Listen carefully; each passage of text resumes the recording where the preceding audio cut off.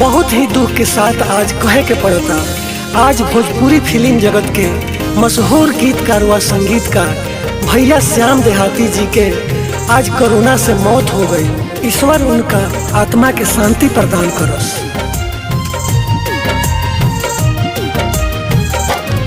कैलस ऐसन ई कोरोना भैया श्याम के मुआइलस हो, कैलस ऐसन ई कोरोना भैया श्याम के मुआइलस हो।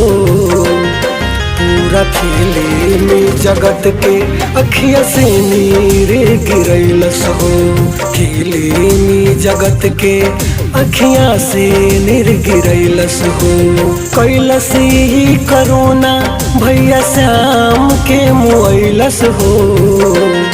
पूरा फिल्मी जगत के अखिया से नीर गिरैलस हो, फिल्मी जगत के अखिया से नीर गिरैलस हो।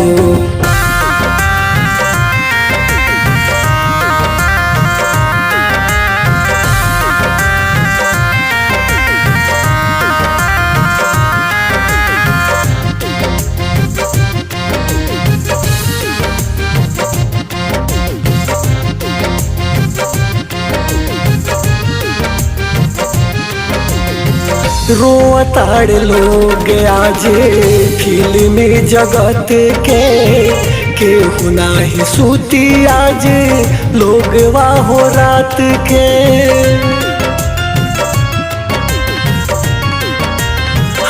हाँ, रोताड़ लोग आज फिल्मी जगत के केहू नाही सूती आज लोग वाहो रात के। भैया श्याम देहाती याद आई है हो, भैया श्याम देहाती याद आई है हो। कैलस ऐसन ई कोरोना भैया श्याम के मुआइलस हो, कैलस ई कोरोना भैया श्याम के मुआइलस हो।